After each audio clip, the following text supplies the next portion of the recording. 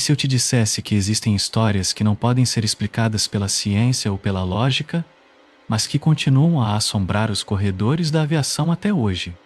Você já teve a sensação de que algo estava errado, mas não conseguia explicar exatamente o que? Imagine acordar todas as noites com o mesmo pesadelo perturbador, como se estivesse revivendo um momento terrível que não deveria ser seu.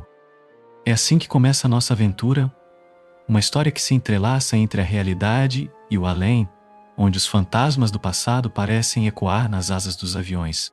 Inscreva-se agora e deixe seu like para acompanhar de perto os mistérios que cercam o voo 401 da Eastern Airlines. Um capítulo sombrio que desafia até mesmo os céticos mais convictos. Estamos prestes a decolar rumo a um universo de encontros assombrosos e histórias que desafiam a compreensão humana. Junte-se a nós nessa investigação intrigante e descubra o que realmente aconteceu depois que o voo 401 caiu nas profundezas dos Everglades da Flórida. Saio de um sono agitado, suando frio. Mais uma vez, o pesadelo. Já faz uma semana que ele me assombra, cada vez mais real. São os gritos, principalmente, que me deixam perturbada. Gritos, soluços, tão intensos que parecem reais. E as imagens, uma em especial, gravada na minha mente, presentes de Natal afundando na escuridão. Era uma noite escura, para dizer o mínimo. Quase meia-noite do dia 29 de dezembro de 1972, quando Robert Morris, com seus 43 anos, saiu em seu barco a ar com seu amigo próximo, Ray Dixon. Eles costumavam explorar os Everglades da Flórida tarde da noite, o momento perfeito para caçar rãs nas águas rasas do pântano. O único som que os cercava era o coachar dos sapos, o chilrear dos grilos e o movimento ocasional de um jacaré passando na água. O farol de Robert era a única fonte de luz enquanto o barco deslizava pelos rios.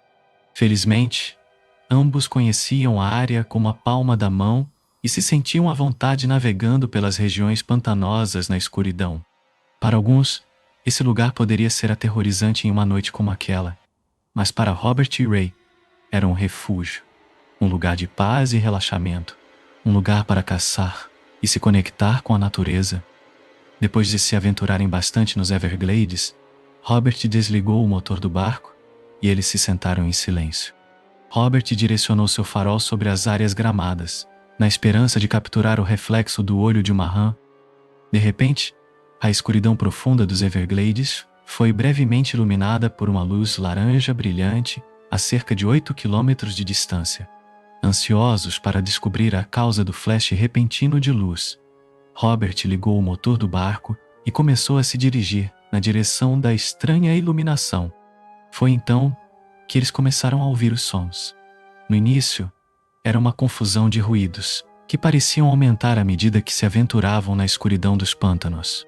Mas à medida que se aproximavam, o som se tornava mais claro. Eram gritos, gemidos e lamentos de dezenas de pessoas. Misturados a esses gritos de dor, parecia haver cantos, o som de canções de Natal carregado pela suave brisa noturna. Chegaram ao local de onde Robert acreditava que a luz vinha. Os ruídos agora eram quase ensurdecedores, mas ainda não conseguiam ver de onde vinha O farol de Robert não era páreo para a vasta escuridão que o cercava. Robert começou a varrer a área com o farol, e foi quando começou a notar partes de corpos emaranhados em pedaços de metal retorcido. Robert estava em choque, ainda sem entender o que estava vendo, quando de repente avistou uma das pessoas que gritava por ajuda. Um homem ainda preso a uma cadeira, com as roupas quase completamente queimadas. O que restava delas estava grudado em sua pele derretida, de bruços na lama, afundando lentamente sob o peso da cadeira em suas costas. Ao ver o farol de Robert, ele implorou por ajuda. Eles saltaram na água e o içaram para o barco. Foi nesse momento que as pessoas que estavam espalhadas pelos cantos escuros do pântano perceberam que havia alguém ali e começaram a gritar para Robert e Ray que o salvassem. Os dois começaram a colocar o máximo de pessoas que podiam em seu pequeno barco. No entanto, enquanto içava as pessoas, Robert começou a sentir uma sensação de queimação em sua pele. Foi então que percebeu que era querosene. Apesar das queimaduras que estavam recebendo, eles continuaram a resgatar quantas pessoas pudessem caber em seu barco. Em 30 minutos, a guarda costeira chegou, e Robert e Ray continuaram a ajudar a equipe de resgate durante toda a noite. No total, eles ajudaram a salvar 77 vidas naquela noite. 99 outros não sobreviveram. No entanto, para pelo menos 2 dessas 99 pessoas, sua história não acabou. Porque, de acordo com muitos testemunhos, os 2 homens que estavam no centro dessa catástrofe retornaram. O voo 401, um avião Lockheed TriStar de propriedade da Eastern Airlines, decolou do aeroporto JFK às 9h20 daquela noite, transportando 163 passageiros e 13 membros da tripulação, com destino ao Aeroporto Internacional de Miami. O voo foi relativamente tranquilo durante a maior parte da viagem, com o passageiro até mesmo começando a escrever uma carta para a companhia aérea elogiando seu serviço. A tripulação era composta pelo piloto Bob Loft, um veterano respeitado da empresa, o primeiro oficial Bert Stock e o engenheiro de voo Don Rappel. No cockpit também estava Angelo Donadio, um funcionário da Eastern Airlines, que simplesmente estava pegando carona para Miami naquela noite. Às 11h32, o voo começou sua aproximação de rotina ao Aeroporto Internacional de Miami, mas houve um pequeno problema.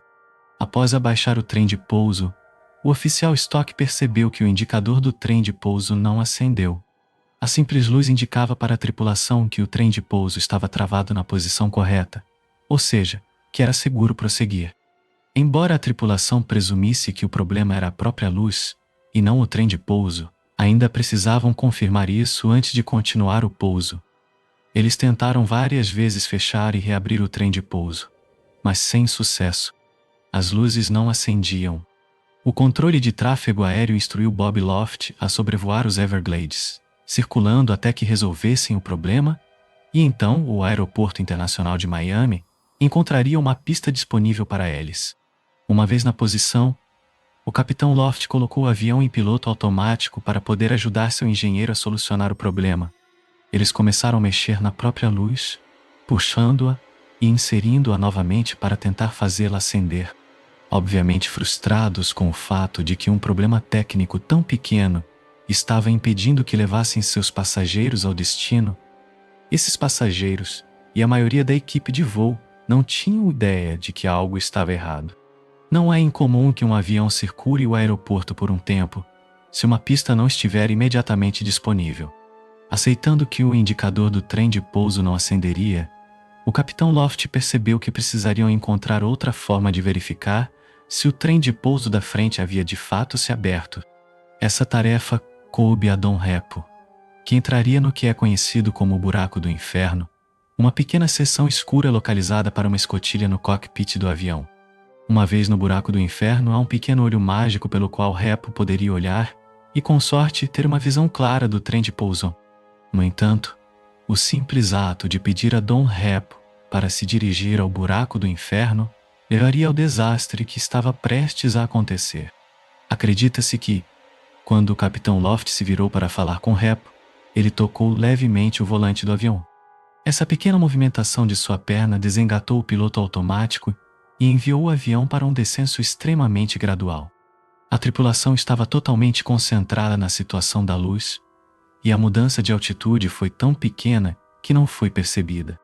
Para piorar a situação, essa trágica noite sobre os Everglades da Flórida ocorreu em uma noite sem lua. Assim como Robert e Ray, a cerca de 600 metros abaixo do avião, a tripulação voava na escuridão total.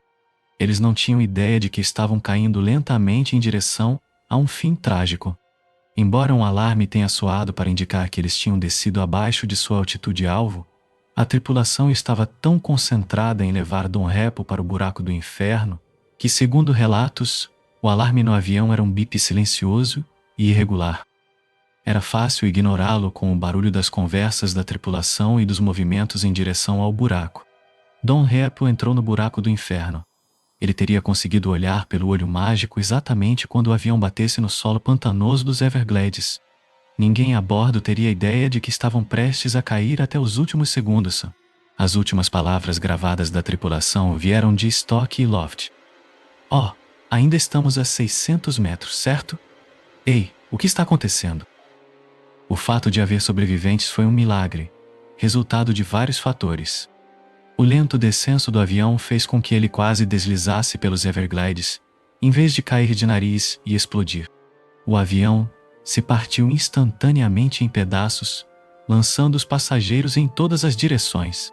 Aparentemente, alguns foram salvos de morrer de sangramento porque estavam cobertos de lama, o que estancou o sangue de seus ferimentos.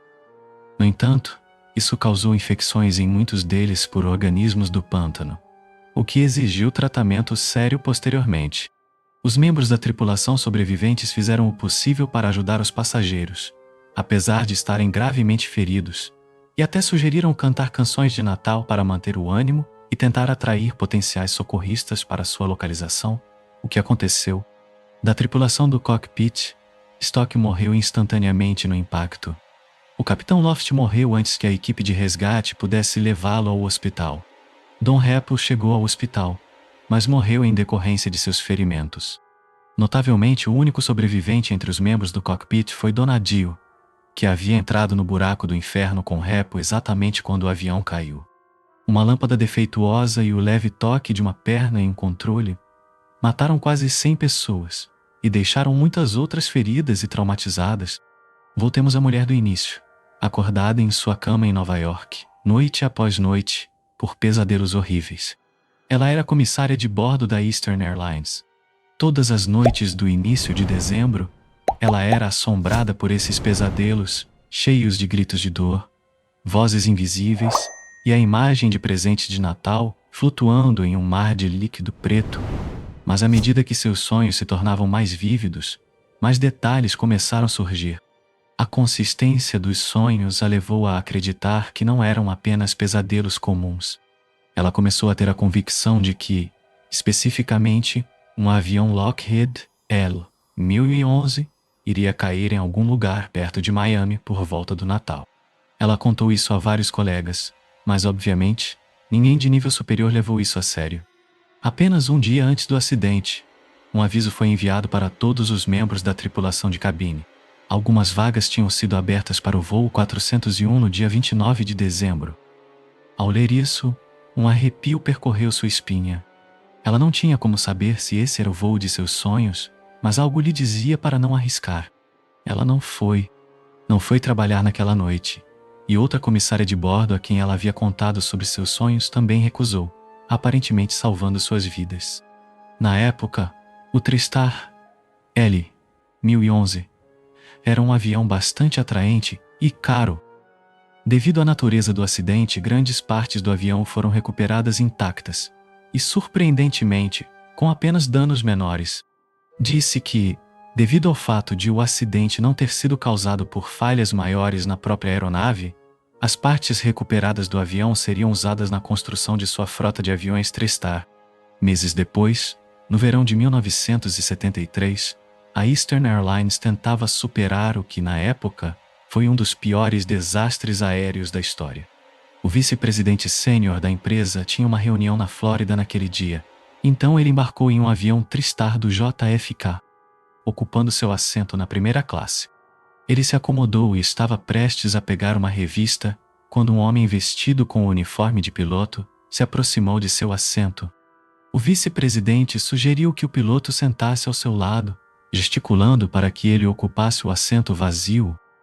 Presumindo que ele era um piloto da companhia aérea que estava usando seu privilégio de embarcar em qualquer voo com assentos disponíveis, talvez ele também tivesse uma reunião na sede da Eastern Airlines na Flórida.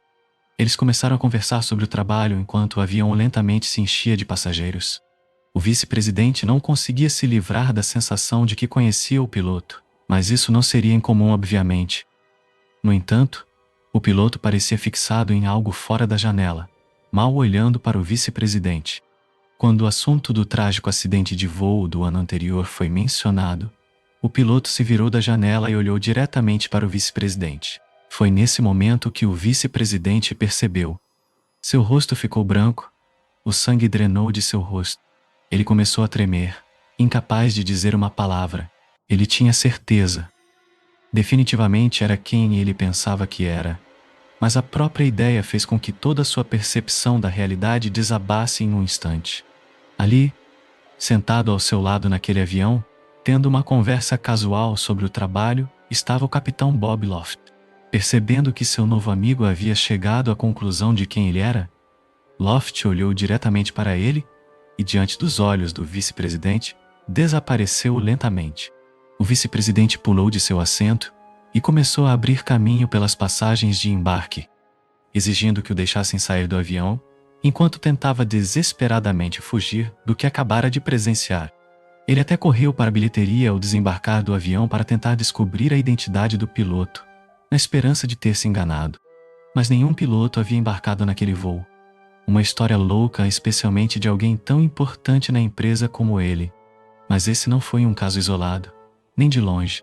O voo atrasado de Albany para Miami estava enfrentando mais problemas, quando uma comissária de bordo estava tentando fazer a contagem dos passageiros. Ela continuava encontrando uma discrepância. Parecia haver um passageiro a mais do que constava em sua lista de voo. Após algumas recontagens, ela avistou alguém que acreditava ser o passageiro extra misterioso. Sentado na primeira fila, havia um homem vestido com um uniforme de piloto completo. Como já disse, não era incomum que as tripulações de voo fizessem isso.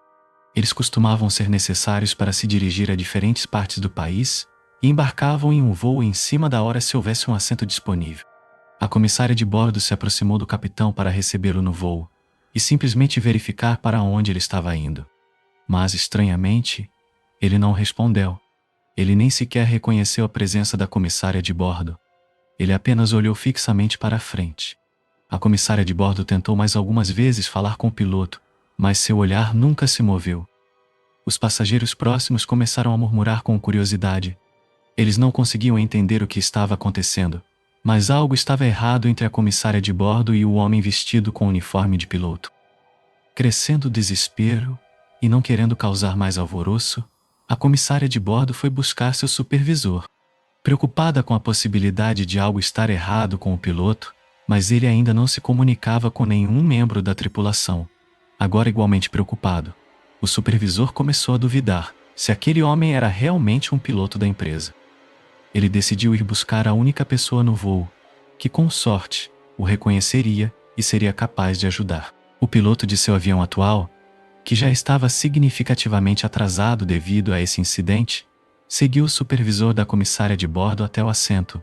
Assim que olhou para o homem com o uniforme de piloto, ele percebeu que não estava perdendo seu tempo.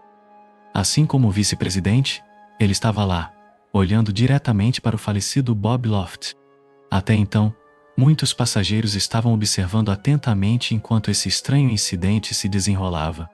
Mais uma vez, no momento em que alguém claramente o reconheceu, a aparição do capitão Loft desapareceu no nada diante de seus próprios olhos, causando pânico entre os passageiros. O piloto, convencido de que devia haver alguma explicação racional para isso, exigiu que sua equipe buscasse o avião inteiro, incluindo os decks inferiores, antes de decolarem.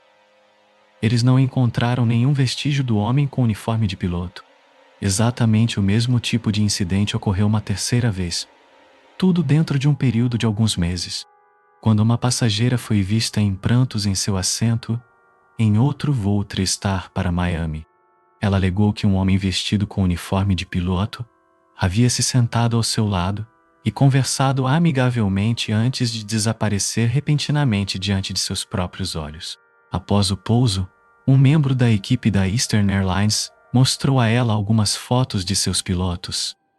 As histórias recentes começaram a se espalhar entre a tripulação, então ele incluiu uma fotografia de Bob Loft.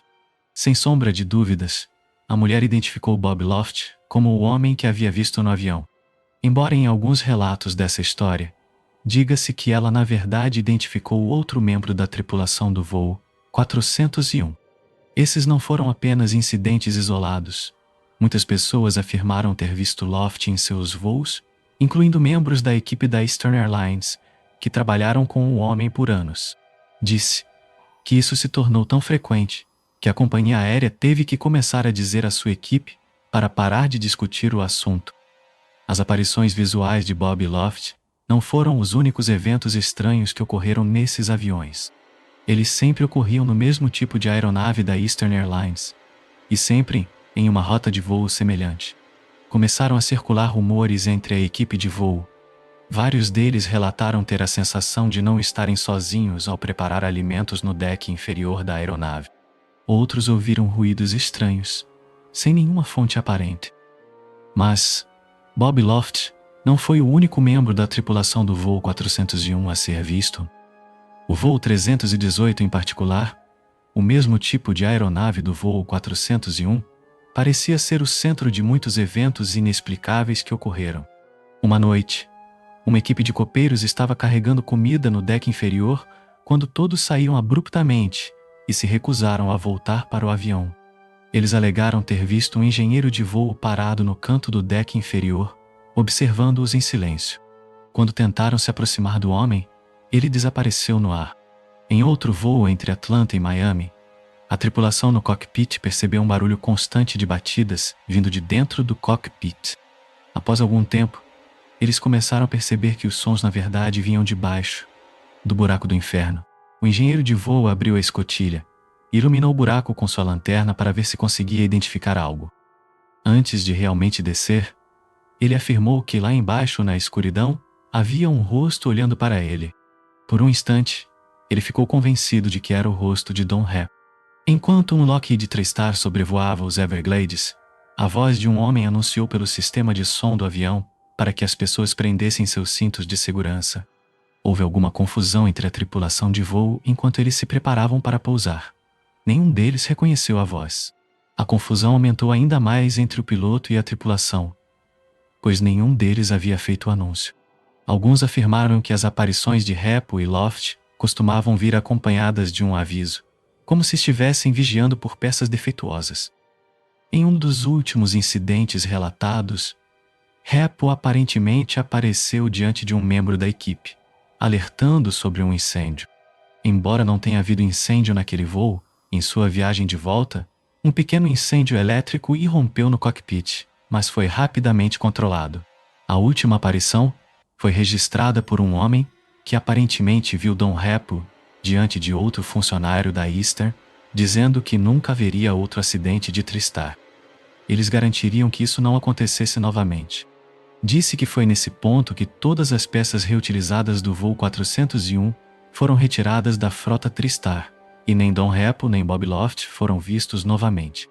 E de fato, até o fechamento das portas da Eastern Airlines em 1991, não houve outro acidente de TriStar. A versão oficial da companhia aérea era de que nunca houve relatos de fantasmas em seus voos e que tudo não passava de uma brincadeira entre alguns membros da equipe. Eles afirmaram que nenhuma peça do voo 401 foi reutilizada, embora várias fontes refutem esse fato, incluindo o livro The Ghosts of Flight 401, de John Fuller, lançado apenas 4 anos após o acidente em 2022. 50 anos depois, os sobreviventes do voo 401 se uniram para erguer um memorial em Miami Springs para as vítimas do acidente. A iniciativa foi liderada por uma mulher chamada Beverly Fox, uma das comissárias de bordo responsáveis por salvar tantas vidas naquela noite fatídica.